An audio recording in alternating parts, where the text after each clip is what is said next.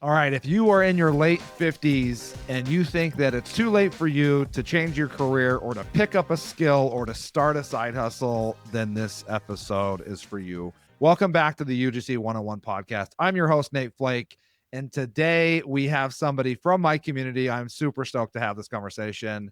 Dave, you want to introduce yourself a little bit and tell us kind of where you're from, and we'll kind of dive into it. Yeah, so I'm Dave Johnson. I'm 58, and I've been in the UGC for 6 months now. I come from more of a blue collar background, a little bit of sales mixed in there, but mainly blue collar.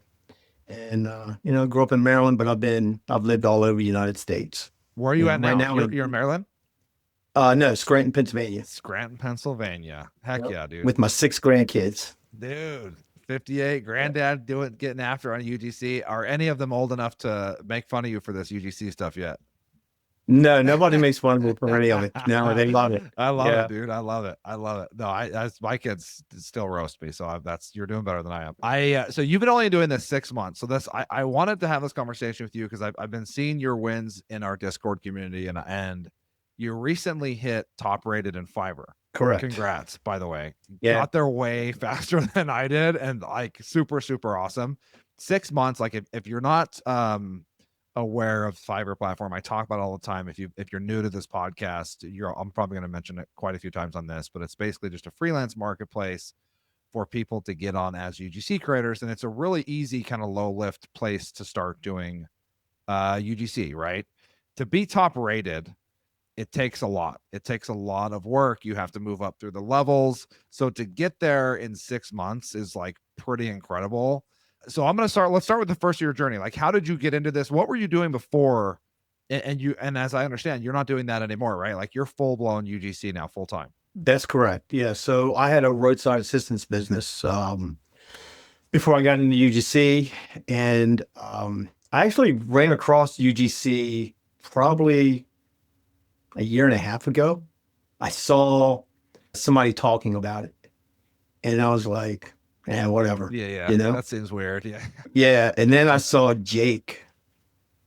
Yeah. Jake with his live feeds, and I saw him a couple of times. But I was doing a roadside assistance business, and I knew I could not continue with that with my age. I hit 58. It's very physically demanding, and it's a dangerous job too. And so when I came across this, I was like, well, I could probably do this. Yeah. And it was very easy to get into it with your videos. No, yeah, appreciate it. It really was. Like, it was step by step, so simple. And somebody my age, like we do some technology stuff, but we're not as fast at technology as younger people. Our brains just weren't built that way. So you made it really easy. And so I got into it, and I don't know, within a couple of weeks, I guess I had my first gig. Yeah. And about a month ago, so I thought I was going to continue on with the UGC. I was getting that geared up, and I was going to continue on with my business to the end of the year. Like, I hit July, and I was just really busy with UGC. Yeah. And starting to do the roadside, it was really tough. So then in August, I started just taking less calls with the roadside. And then by the end of September, maybe middle of September, I just shut it down completely. So you were like kind of running it on your own schedule, kind of like managing, okay, I've got a lot of UGC this week, so I got to like crank down my business a little bit. And so you were able to kind of manage it that way. I mean, so you got to pay your bills, right? Yeah. And until as I was getting UGC gigs, I would just shut off my phone, and just because it was that important to understand this UGC business and get good at it, I would just shut my phone off and do my gigs, and then turn it back on and go. And middle of the night, I'd be out doing service calls. No way. For roadside and stuff like that. And it was ridiculously like just rough. And then it just got to the point where I needed to be more awake during the day to do my UGC gigs.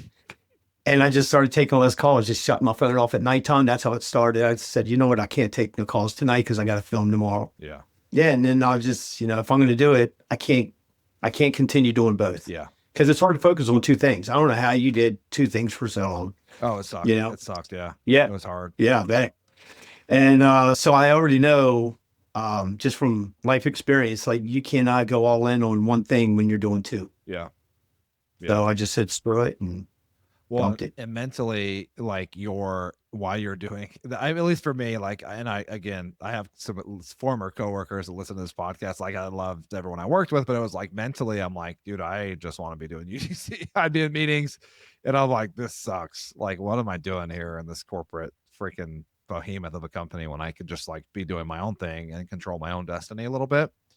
Yep. And so yeah, that's super valid. I want to kind of go back to where, so you saw, so Jake is somebody that's through the course. He's an affiliate of mine, a great friend of mine as well. He gets on TikTok live and talks about his experience. I need to have him on the podcast at some point, but so you started listening to him. You saw this 1.5 years ago, then you started listening to him. At what point were you like, what was it that clicked? Was it like the story? Was it like the kind of relatability of what he was saying, or was it just like, hey, this seems pretty simple, I'm just going to try this? Like, what was it that finally gave you that push to actually do it? A few years ago, I used to have a barbecue accessory business, and I promoted it on Facebook live feeds when the live feeds were just starting up. Heck yeah.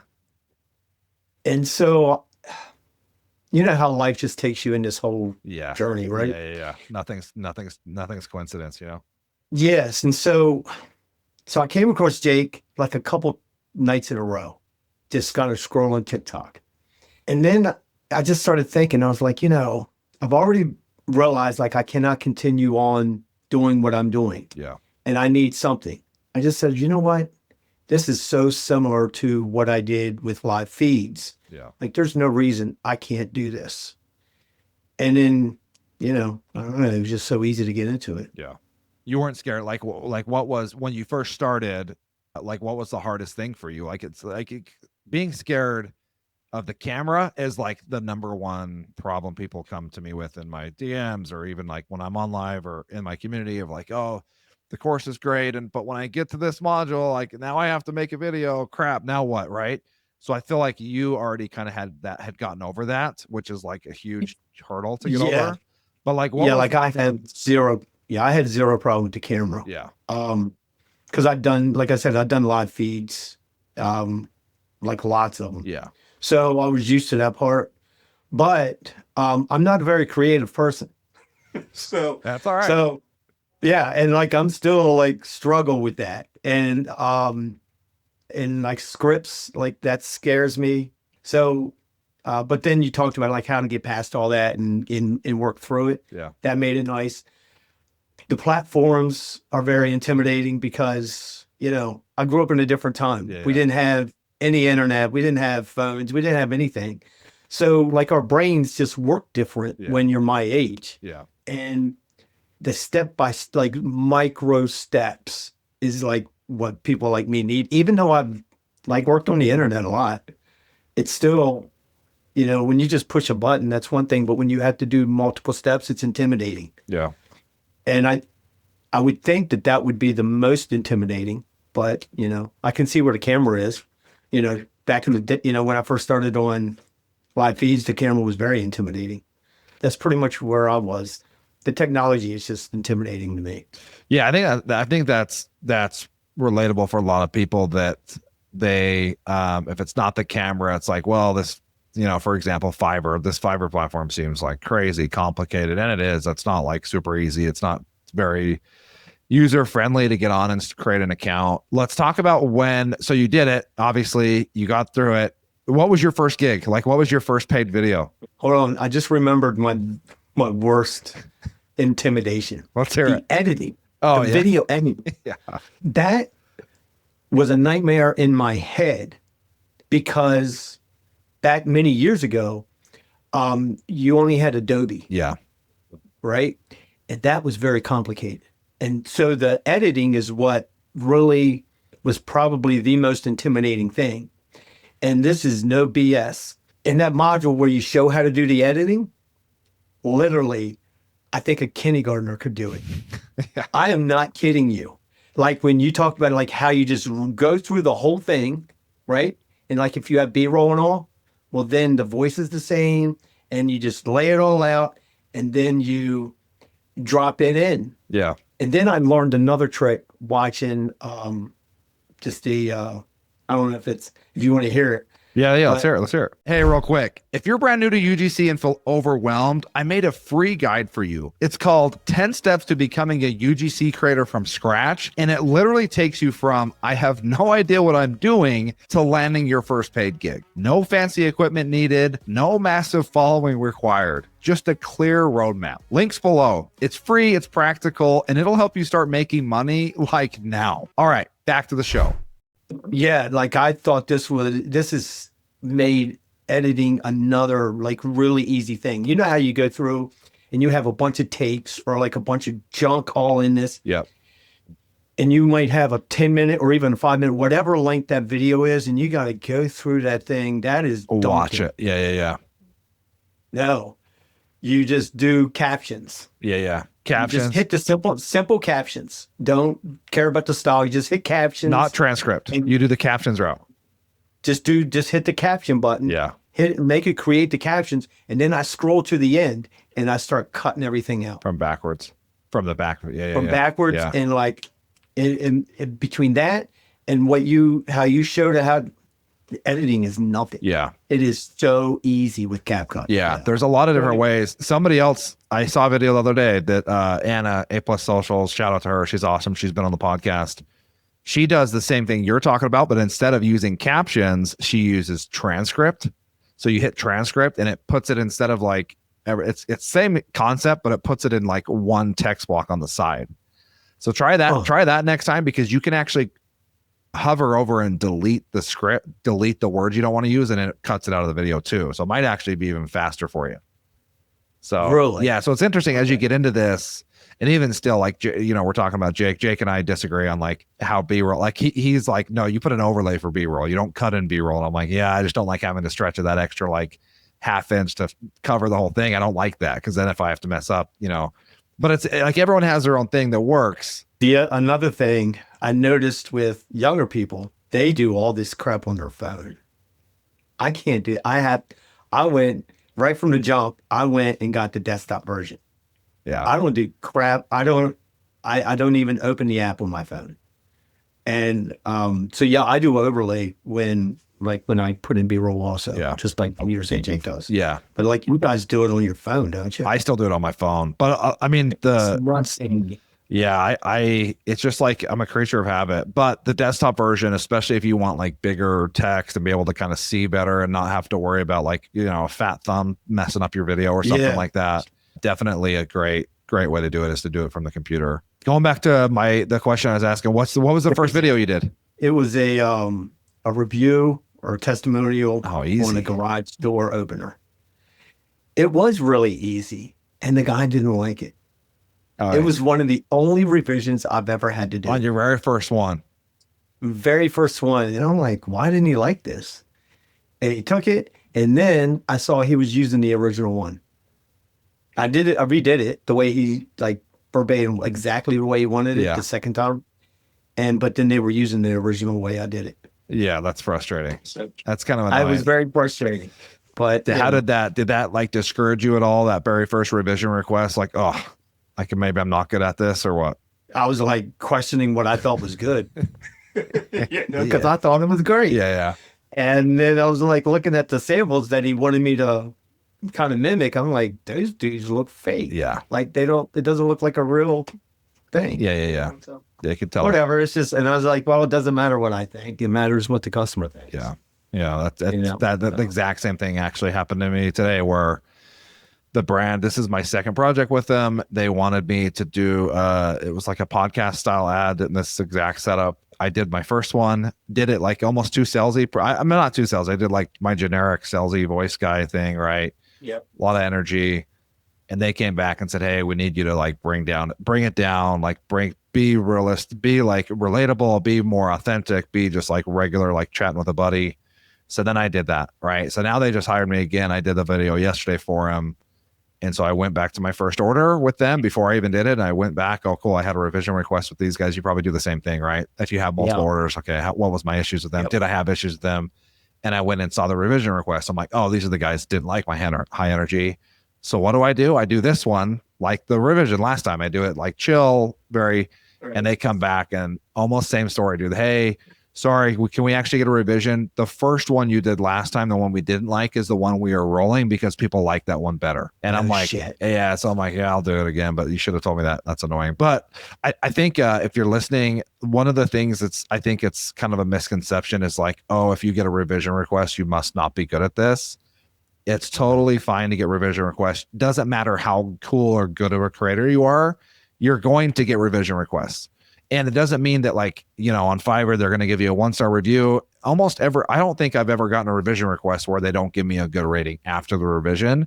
It's the ones that don't give you revisions and then they give you a 4-star because they didn't communicate. If they're over communicating and putting a revision request, that's actually a good sign, in my opinion. Yeah. I've only had to do maybe 3 revisions, something like that. It's not been many, but one of them, you know, I'm 58, right? And this thing was a workout video. So I get, you know, and I'm trying to be kind of high energy, like, rawr. They didn't want that. Yeah.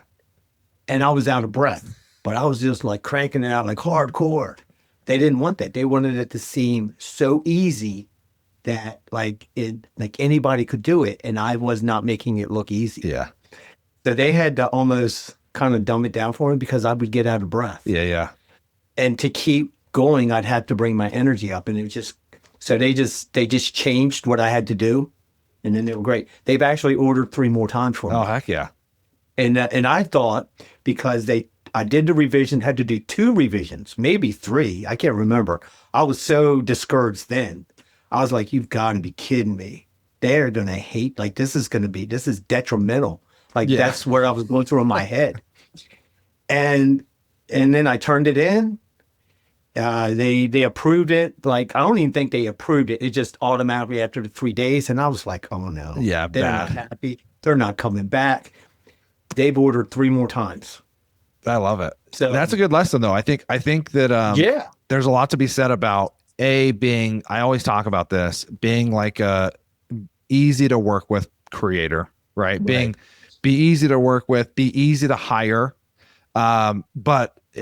You never know. I talk to agencies and brands all the time that are like, oh, we're super grateful that you're so chill to work with. And I'm like, I wonder what these, and I've never asked them this. Maybe I should start asking, like, what are these other creators like? Like, you have creators that are just giving you hell for a revision request, or like, and so I think that the fact that you were like, okay, cool, you didn't get mad at them, like, yeah, I'll do it, no problem. Even if it wasn't discussed, sometimes, especially if it wasn't discussed and it wasn't your fault. They're like, oh, sorry, we meant you to wear this other colored shirt. We should have said that instead. Just being easy to work with and being like, okay, cool, I understand, we'll do it.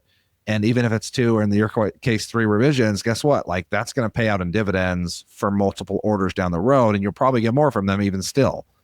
Yeah, no doubt about it. A lot of creators struggle with the fact that, like, knowing their worth as a creator because you're new to it, right? And some people just have it. Like, you obviously are top rated in 6 months. You have this like skill to be able to like present. You're relatable. You're like authentic. You're like an authentic creator, right? And so a lot of people struggle with knowing when to raise their prices and even like knowing their worth to raise prices.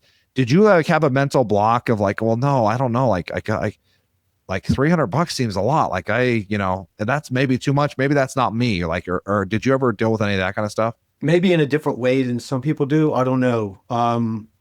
So one, I'm 58. I've been around a while.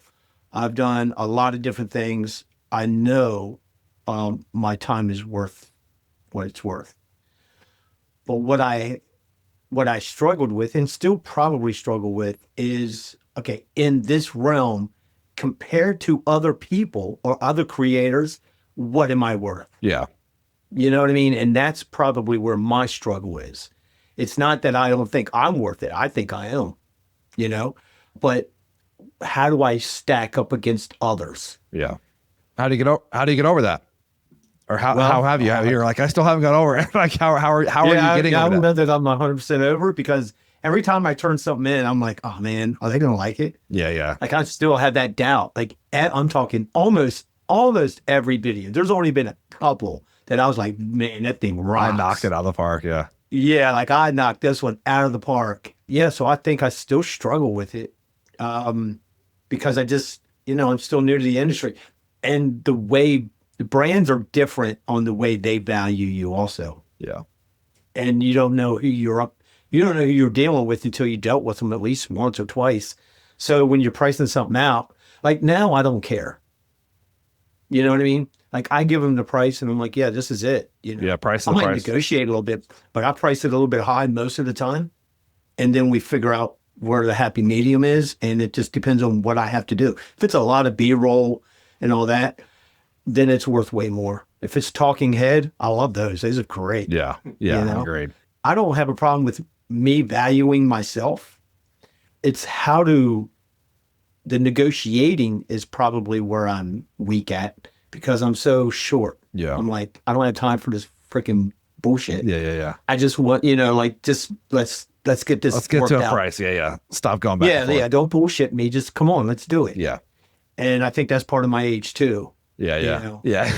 You're like, I don't have time to go back and forth. Just tell me what the price is. Yeah. Like, dude, like I'm 58, hopefully I have another 20 years. Yeah. I ain't got time to go back and forth here. So yeah, I don't know if that answered your question. No, I think it does. I think going back to what you said about like comparing yourself, are you just mean comparing yourself with other creators on like or like ads you're seeing, or you're like, oh, like I'm not to that level yet? Or what do you mean by that? Yeah, so I have seen some creators that I learned from almost all of them, the good ones and bad ones. Yeah. And I go through like I've bookmarked people I know started when I did. And I see how what they're doing, what they post. See, okay, yeah, I think I'm probably on level with that. And then I've seen people that have been doing it longer, and I'm like, okay, I think I'm, excelling. I don't want to say anything negative about anybody, but tell when you're doing better. I try to learn from every single person, and I will stalk. I don't know if it's called stalking or trolling. Yeah, I guess trolling is when you're talking shit, stalking. right? Stalking's good. Yeah, I think stalking. Yeah, I stalk everybody when I get a chance, just so I can see, like, I think my definition of a good UGC video has changed. Oh, 100%. I think I was a little bit too hypey, too salesy. And so I love it when the brand sends you an example. Yeah. It's so nice when they do that because you see what they want versus what you think they want.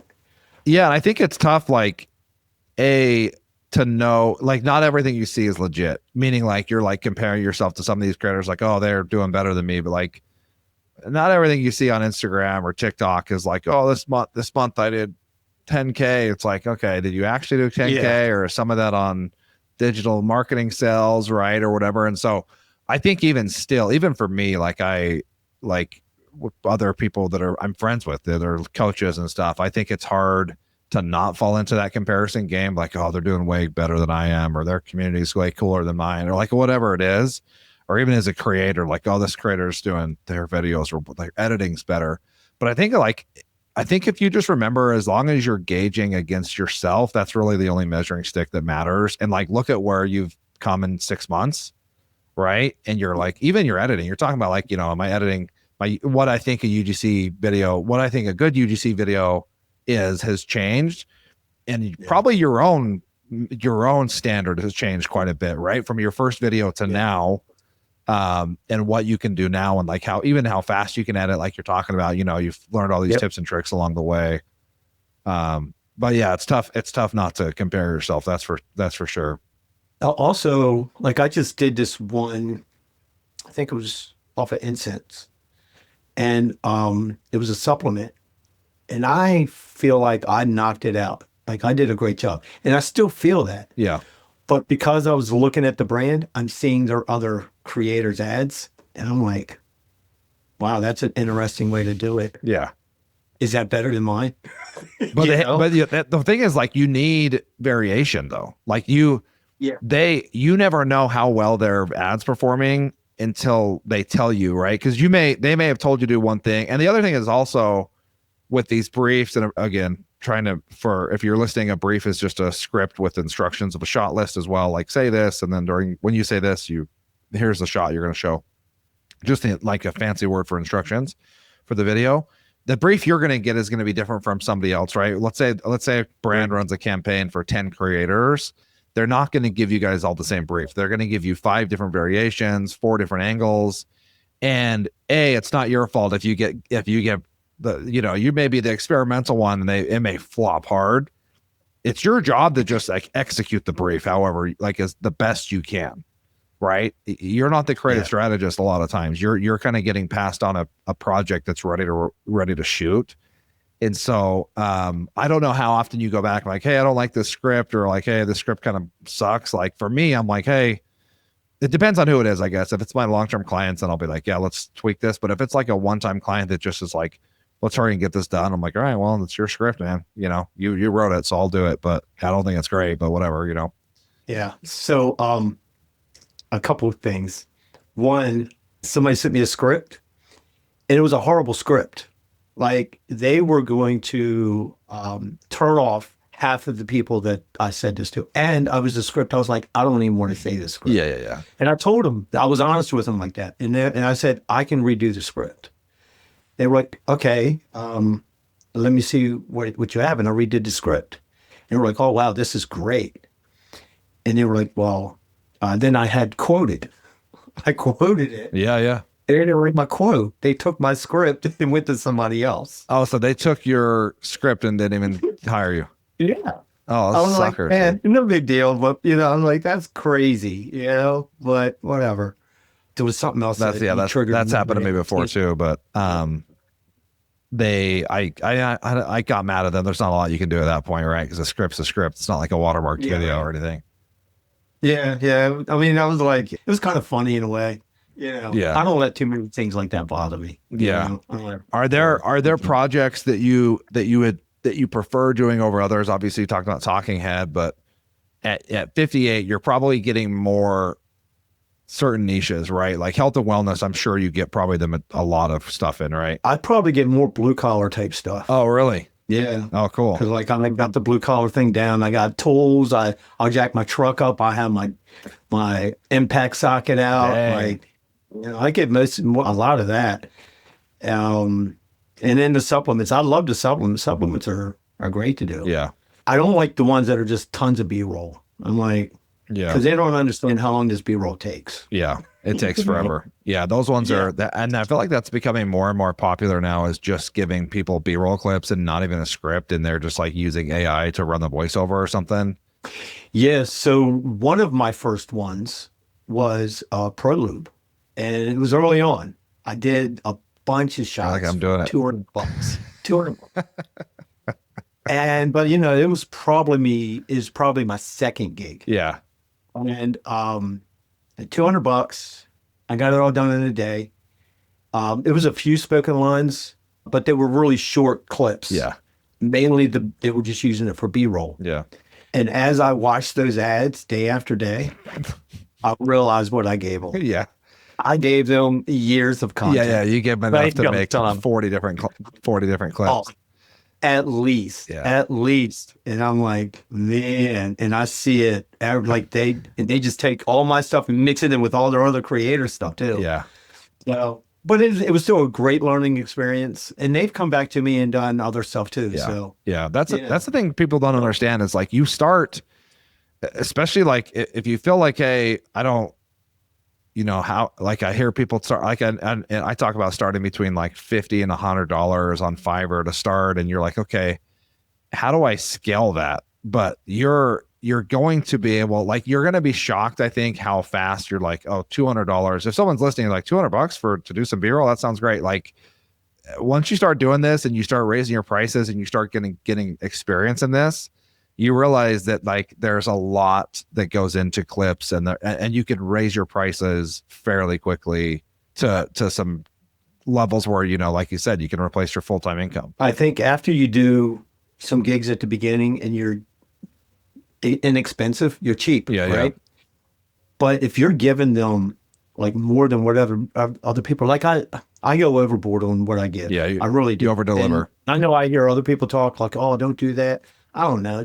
I'd rather give them. I want to make sure I give them. I want them to feel like they like doing business with me because I'm going to over deliver. Yeah. So I know I did a good job. I'll go through and clip everything because I want to know I did at least gave them a couple good shots. Because sometimes, they're good and sometimes they're not, and you don't know till you go through it. And so I'll give them, all the raw, and I'll give them, and that's the way I'm still doing it now, anyway. And I know, like I've had comments like, "Oh, I really appreciate how organized that is." Like I'm making it really easy. Yeah. Like really, really, really easy. It makes it easier for me to charge more next time. Yeah. Because like I've had a few that's come back multiple times, and I just like double my rate each time with them. Yeah. And they say yes. So, oh yeah, and they say they don't even think about it. Yeah. They're like, "Okay, yeah, just through the offer." I'm like, "Shit." Yeah. Charge her now? No, I mean that's how you learn, right? And I feel like this is like any other industry. You talk about, you're 58 and you're not used to technology, but all these things you're talking about are like business skills that you learn throughout your life that now you're just applying to this new industry of UGC, right? Right. Over delivering. And so then it makes it easy to come back the second time, being easy to work with, giving them value, or like those are all things that are applicable to any business that have obviously proven to be very, very awesome for you, right? Like it's not a surprise to me that people are coming back to you time and time again, and that you're like giving them more nice. But you have to also, again, bring in an old school kind of concept. You have to like pay your dues when you first start in this. This isn't like I don't care if you're like top rated on Upwork. I'm talking about Fiverr specifically. Actually, I mean UGC in general. I don't care if you're a TikTok shop affiliate and you've made a freaking $1 million on TikTok shop. When you start doing UGC and you go on Fiverr or you go on Upwork, you're the new kid on the block. Like you got to come in and you got to start charging low, prove your worth, get some ratings under your belt, then start raising your prices. Just like, so I don't think that, those people doubled their rates twice, right? But I think that there's not really anything you could have done differently, because if you would have tried to charge the second rate first, right, they would have said, "See you later, dude." Like there's no way. You have no clout, you have no work experience yet. But because you prove like, "Hey, dude, hire me at this rate and I'll prove that I'm worth it, and I over deliver and I give you organized stuff and you're getting all this, like, you're getting a good product with me." Then when they come back, of course you can double rate because they're not going to balk at it, right? So I think that's all. Those are all good lessons to learn, especially if you're listening to this and you're a new creator. I think a lot of people get overwhelmed with like, "Oh man, it's such a if I want to get to $450 rates, then like that's going to take forever if I'm at $50 now." Like it really doesn't take that long. Like if you put in the work and show that, and you get some experience under your belt, people are going to hire you for you. How often has it happened for you? I want to talk to you again, to your kind of your age specifically, because I think that's part of your superpower is like, hey, you're in a demographic that not a lot of people are doing this.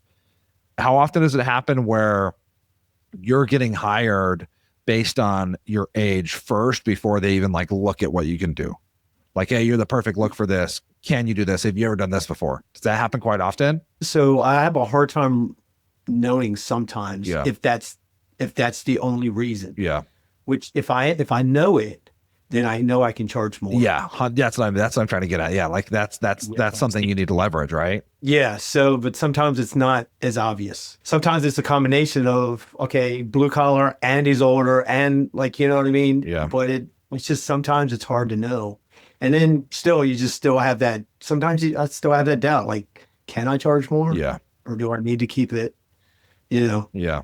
It's just, I don't know. But like now, I'm usually around $300 for a minute video. Yeah.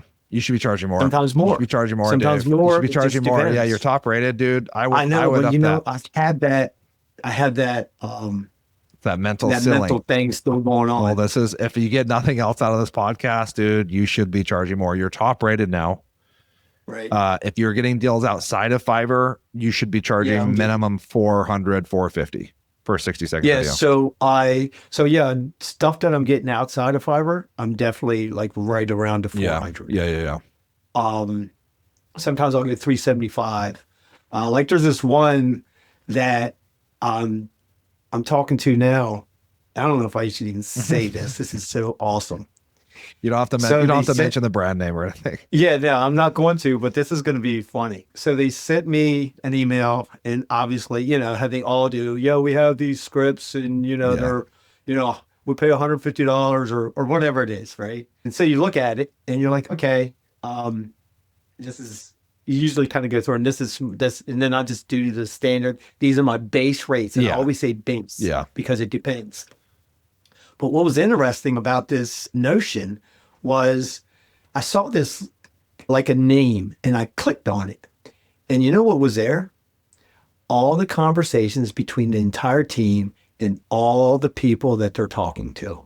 That's and wild. the prices. And they didn't lock it. They didn't lock it in. They didn't lock it. And so Jake was in there. That's awesome. What's his name? The guy that worked at the same place you did. John. Yeah. John. So those are only two that I knew, like in the group. And for sure. John, you're like, dude, I same age demo. Like I'm going, yeah, dude, that's so exactly. funny. And so I didn't see what price John was quoting, but I saw what price Jake did. So I just quoted the same price. Yeah. And apparently Jake just ghosted him after a while anyway. Oh, really? So now it's down to me, John, and somebody else. And so I haven't heard from him in a few days. Hey, so that's the power of a community, guys. That's why you want to Yeah, be I in a thought it was community, great, because you man. know these other people, you know what they're quoting. That's funny. Yep. If you're a brand, dude, figure it out. You got to lock that notion up. You got to set your user permissions. That's crazy. Dude, that's good. I know. Though. I That's thought it good. was awesome, man. That's good. I mean, the episode a couple weeks ago was with Mia, the founder of Creator Vault. That's kind of like the same concept where if you have it's like this app for iOS where if you have a brand like that, you would type in the brand name, right? Brand ABC, and then everyone who's worked with them is like, oh, I charge them this much. I charge them this much. So you can kind of see their budgets, which is kind of an interesting thing, is like these creators are starting to have each other's backs, which I think is great because I mean, it's like any other business, right? Everyone's going to try to skim where they can skim, and everyone's going to try to get the cheapest rate they possibly can. But, Right. dude, that's too funny. There's been a few times where I was like, I know it's a brand that like people in the group have worked with, and I'm like, I wonder what they were getting.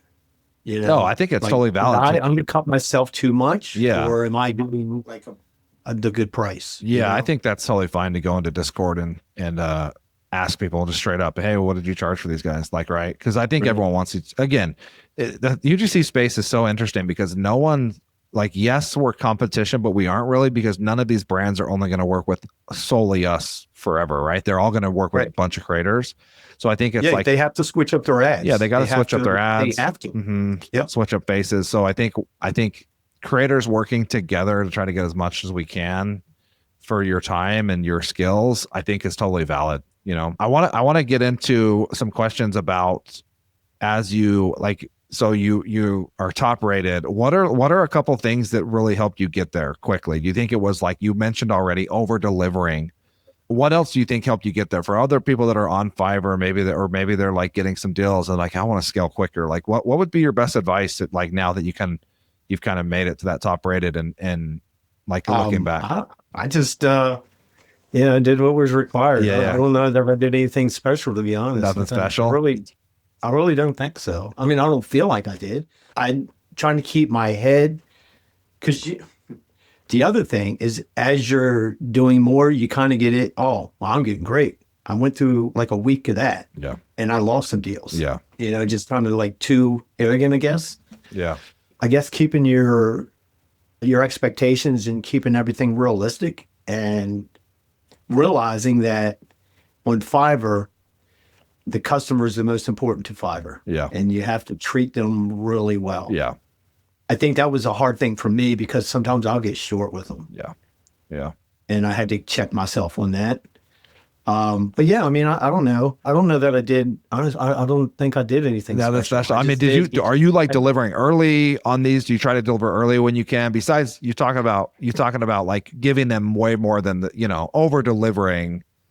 What were like other tips? Because like that success score is no joke, dude. Like you're talking about communication, right? Like you probably learned how to, like, okay, if I want my communication score to go up, then I need to like be a little more, I need to give these people a little more than a couple word answers, right? I rarely delivered early. Like, You're like, I'm too if I'm slammed. early, I'm gonna be day early. Usually I'm the last minute. There's been many times I'm within 5 minutes, but I'm never late. Yeah. I never cancel. If I accept a gig, I do whatever I have to do to get it done. Yeah. I don't care if I just for example, if I just say I took a gig and it was $100 and I have to spend all day to make that right, I'll do it. Yeah. I'll go out of my way. I'm the one that screwed up, on the price, or I didn't do I didn't check the brief well enough. Yeah, I do that all the time, happened. dude. Yeah. I'm like, how did they sneak this in here? Yeah. And they didn't. I just didn't read it. I just make sure I pay attention to all the requirements for all their metrics. Yeah. And I stay within the limits, like on the good side. Yeah. I think that's probably the main thing. And I did have a problem with a brand, and luckily I never sent them an offer. Oh, really? So you got lucky there. Yeah. But I think they still complained about me. Yeah. Well, I mean, that's the thing though, like to your point, like if you did send them the offer, you would have figured it out and you would have made it work. I think a lot of people get to the point where like, awesome. Like this brand, they're in the wrong, which is like, hey, a lot of time the brand is in the wrong, guys. But like what you said, Dave, is Fiverr is going always to take the side of the buyer because they're the ones paying the bills, right? Yep. And so you got to make sure that you like recognize that and really kind of do whatever it takes for the client. I think that's across the board for all UGC, not just Fiverr as well. What would you say to those creators that are your same age that think like this is a way too hard of a skill to learn? Like this is like something that there's no freaking way. No, like if you're in your late 50s, you've already been through a lot of shit. Like really, Yeah. Like when you get to this age, like you're like, that's nothing. Yeah. It's nothing. Like, and if you've ever lived through hard times, a little bit of getting used to the camera is nothing. Yeah. Getting used to a little bit of technology is nothing. This is like my retirement plan. Yeah. And that is no joke, because physically and mentally, I should be able to do this, and the industry is going to change, however that's going to happen. But like, this is like pretty easy stuff compared to all the other things that I've done in my life. Yeah. No matter what you're afraid of, after you do it a couple of times, you're not going to be afraid of it anymore. Yeah. Like literally, it doesn't take much. And you just got to just say, nobody else is paying your bills. Yeah.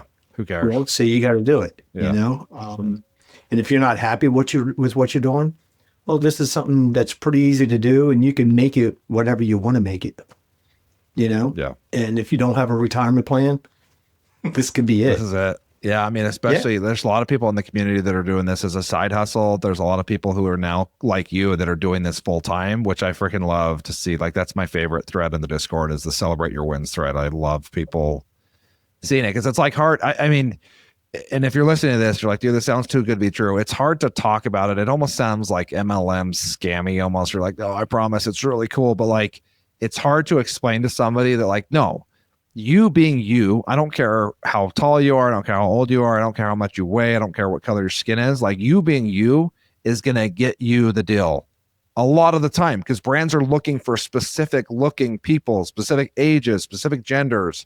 And you just existing and being willing to get on camera a lot of time gets you majority of the way there. And then you just have to be able to read a script, like it's sometimes it's that simple. Now, not every project's that simple, but sometimes it's that simple. And it's like hard to explain to people like, guys, try it and see what happens. And it's like, until you experience it yourself and until, like you said, you get that first order, even with the revision request, you're like, oh, damn, this is like legit. Like this is a real thing. Like people are actually paying me and giving me some cool products sometimes too, right? To get free, to give them, to make them a video that doesn't take that long. Yeah. I don't even use the products because I'm anticipating them coming back. 100%. Yeah. And order and order. So they're stacked up and they're ready. They're just like new. Yeah. So don't let anybody use the value of the product to negotiate the price. Yeah, exactly. Ever. Because half time you're like, hey, I don't like, that's cool, but I don't get to use that because I'm going to probably have to shoot more videos with it, or like it's not even for me specifically. If you could give anybody advice starting out what would it be? Like the best piece of advice? I'm sure you have family and friends and people that see you in ads that hit you up and call you or like, dude, Dave, what the hell is this? Like, like, right? And you've probably given this elevator pitch a million times. So what would be your best advice to people just starting out? So if somebody's just starting out, I would say like the first month, I would take almost any gig at almost any price just to get in there and get used to doing it. I think that's, especially if somebody has fears of the camera or whatever it is, like if it's you can get in there, just take any gig. Yeah. And no matter if it sounds worth it or not, I would just do it anyway. That'll get you started and get you some experience right off the jump. I don't know that I would do the gifted ones ever. Yeah. You know what I mean? I think that's just a ridiculous expectation. You get stuck in gifted collab land. Any brand, I always say this, any brand can afford $50. Any brand. Yeah. And if they're balking at, and sometimes when you're negotiating and they're balking at $50 or whatever, and like, are you serious? Like, come on. So I add in there, I said, you have to realize I'm trading my time for money. Love it. Yeah. And that usually ends it. So yeah, I mean, I think that is probably would be the best advice. Just get reps in. Huh? Just to get the reps in when you're first starting. Yeah, get the reps in, because the reps will make you more comfortable. And then on the flip side of that, don't accelerate what you're worth to a brand too fast either. Yeah. Because you have to get the reps in, and you have to continuously learn what a good UGC video is. Yeah. And there's different interpretations of that, but you need to know them all, I think. Yeah. Yeah. Right. Yeah. You got to study. You got to study ads. You got to watch other people's ads, which is why I love seeing you on social, right? Like that. If you would have never created that UGC TikTok account, or Instagram, you don't really immerse yourself in the UGC world. And not everyone has to do that. If you don't want to create separate socials for that, you don't have to. But if you want to kind of like really see examples and how other people are doing it, you gotta like really kind of dive in. I feel like it just helps you improve by osmosis, honestly. Coincidentally, what I'm working on today, I open up TikTok and I see somebody else posted their version of what the same product I'm working on. Perfect. And this guy is brand new. And I'm looking at it and I was like, he did a really good job, especially somebody brand new. Yeah. And I'm like, shit, I felt intimidated. I did. But now I have my good, I just worked on the gameplay, because they didn't give you a script. They didn't give you anything. Oh, this is full creative control. Yeah. Which is, I guess, great. Yeah. Right? Yeah. But you don't get that very often. I don't think I've had it very often. Yeah. But really, it got me geared up, and it was like, okay, it gave me something to kind of compare myself to. And then how do I want to do it different? Yeah. Because obviously I can't do it the same. Yeah. Yeah. They want variation. That's just yeah. And he was an older dude too. I don't know if he's my age. I think he's probably a few years younger. I don't know. But I'm like, okay, but he has a whole different style. And that's the other thing you got to remember about comparing yourself. They don't, and I think you've already said this, but keeping it in my head, I remember the first couple of times I compared myself and I was like, oh, wow, they wanted me to do it like that. And then I remember, no, that's why they have me doing it and them doing it. Yeah. They needed to be different. Like there's a couple guys on Fiverr that we work a lot on the same gigs. Yeah, you get there. Those are your like your frenemies. Yeah. We have similarities in our personalities that we get a lot of the same gigs. Like one, he's younger, he's probably your age, but he's got a beard and he has that blue collar thing going on too. And we work on a lot of stuff at this like same project. And I look at his and I've learned from his. And he's been on Fiverr for a while. He's got like over a few thousand reviews. Yeah. Yeah. And I look at his stuff a lot and so I learned, but I've also gotten callbacks from jobs that we've worked on the same, where they've gotten more gigs from me afterwards. Yeah. So that made me feel good. Yeah. So I'm like, okay, I did exactly what they wanted. I think just like, yeah, not going as far as like making sure you're improving, making sure you're looking at other creators and kind of making sure you're leveling up as well, you know? Yeah. So you can learn from other creators, how well they're doing, how well they're delivering, but it doesn't mean copy them. Yeah. Like, and I thought in my head at the beginning, that's what I should have been doing. Oh no, I should have done it like they did. And it just took me a little while to realize that was the whole point of them getting me to do it, because they want it different. Yeah. Yeah. They want your unique style. And honestly, again, your look is different. Your delivery is going to be different. Maybe you're even like, some people have like thicker accents than others, and like they want to represent everybody and sell as many products as they possibly can. So, yeah, I think like a healthy amount of comparison to learn is good. But like looking at like, oh, they're doing better than me. Like, I don't think that's healthy for anybody. And honestly, like, you never know what else is going on, right? Like maybe that guy on Fiverr, he's only on Fiverr. He's no other platform. He does on social, and like he's only doing UGC there and you're doing them through inbounds, and you're also going on X and things like that. So, yeah, I always say, like, as long as you're improving from your own, like based off the measurement of yourself every month by month or week by week, like then you know you're in a good spot. So. Yeah, I look at my old videos too, and I'm like, yeah, I could have done better on that. Yeah. What I really don't like is when I hand a video in, and as I'm handing it in, I realize things I could have done so much better. Yeah, you can always improve though. Like every video, you only have so much mental capacity to give to one project, and you only have so much time to give to one project. Then you got to move on because you got 3 more of that day to film. You know. Yeah, right. And they're only giving you so much money. Yeah. So yeah, it's not. You know, and you got to keep that in mind when you're delivering something. You're like, okay, they only paid this much, and they got this much value. Yeah. You know. Exactly. But you know, I remember that for the next time I do a video. Yeah. Like, I can do it this way now, or I can do it that way now. Like the video I'm doing today, I'm doing a couple of things that I haven't done, but I'm also repeating a little bit of a process that I know comes across really good on the camera. Yeah, love that. So, which is why I have this shirt and this shirt on. I have the same right behind my camera. I literally have a wardrobe right here of stuff I always wear that people like. They're like, yeah, I like that. Flannel seems to be, I literally have to wear flannel today for mine too. Flannel seems to be the goat right there. You know what's crazy is all summer long, it's like 100 degrees outside. Now, I always ask, what do you want me to wear? Right? And you know what they ask for? The red flannel. So now I'm in Pennsylvania in the mountains, right? Yeah. And it's like 30 degrees in the mornings. Guess what they want now? Yeah, t-shirts. Dude, I filmed yesterday all day. It's like 40 degrees outside, and I'm in nothing but swim trunks. No shirt, no nothing, dude. And it had to be outside. And I was like, you've got to be kidding me. And between that and muscle shirt. Yeah. And like, I'm like, they want to show their supplements are working, you know? Yeah. That's too funny. So I awesome. thought it was hilarious. Yeah. Always, every day is different, which is partly why I really, really love this gig too. You know, every day is different. You never know what you're going to get. So, yeah. Yeah. So, and you got to kind of psych yourself up. Like getting into different characters sometimes is like I walk around like Rain Man for an hour. Yeah. Trying to like figure out what am I going to do? How am I going to do this?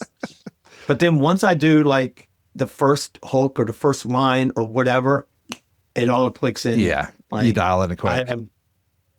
So I have a lot of anxiety until I start. And I've always considered myself a zero anxiety person. Yeah. But I kind of do get it because just I don't know. It's that a little bit of self-doubt that you're going to do a good job. But once you get like one line in, then it all kind of gets in your head and you kind of get into it. Yeah. And you usually get, at least for me, I usually get my projects done way faster than I think it's going to be. Right. I'm like, oh, it's going to take me forever. Shit. And then as soon as I turn the camera on, I'm like, duh, I'm like, oh, damn, the script's done. Okay, cool. Now I got 3 B-roll shots and I'm done. Like I was just imagining that to be way harder than it was actually going to be. Right. And I think that's indicative of like actually UGC in general. I think people think that it's this big, crazy, and like, just start small, dude. Start with one thing and go after it. Yep. That's exactly right. Like today, it took me a minute, like, cause I was a little bit intimidated, of who I'm doing it for and what I need to do. And obviously I want it to be a good product. I spent a lot of time, well, me and ChatGPT did. I'm going back and forth, and just me understanding and me really honing it in. I spent a lot of time on it. But you know what? Like I did the first shot before we got on because once I put the camera in place to do the rest, I didn't want to move it. And I'm like, okay, I just got the first 2 hooks done.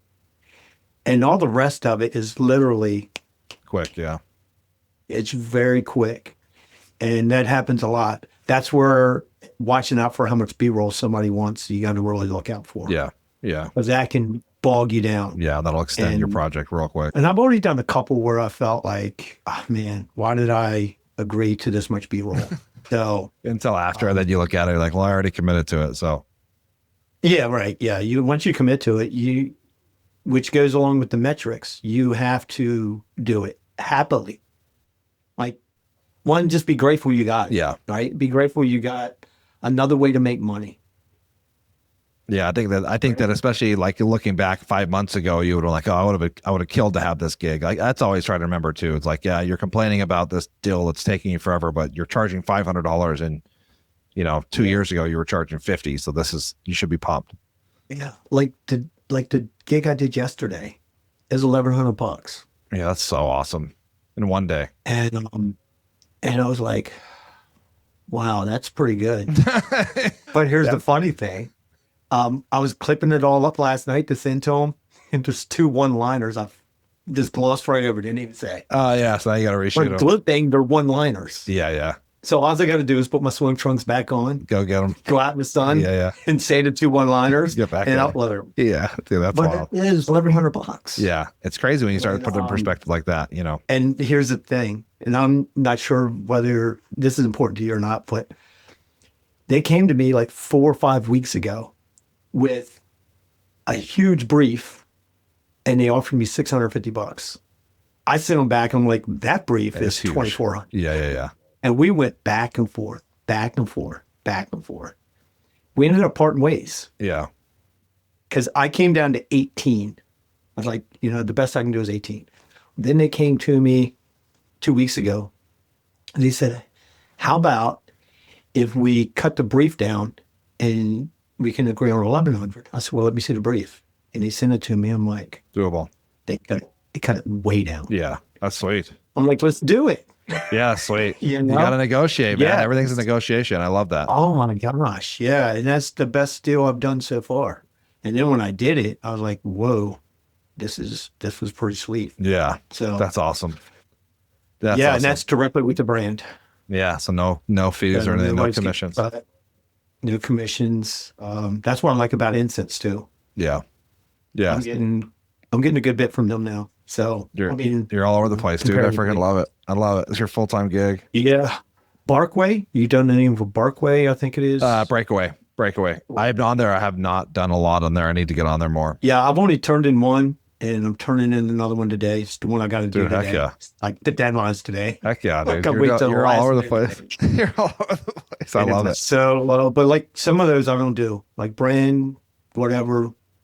There's a few of them. Yeah. I don't even mess with. There's too many platforms to do all of them, of course. That's why you got to like focus on a couple, figure out what works for you, and then get yourself out there on your socials too, and you'll kind of get a mix of inbounds and platforms. And then if you have time to pitch, you can also do outbound and do pitch, Yeah, I thought about doing some outbounds. Yeah.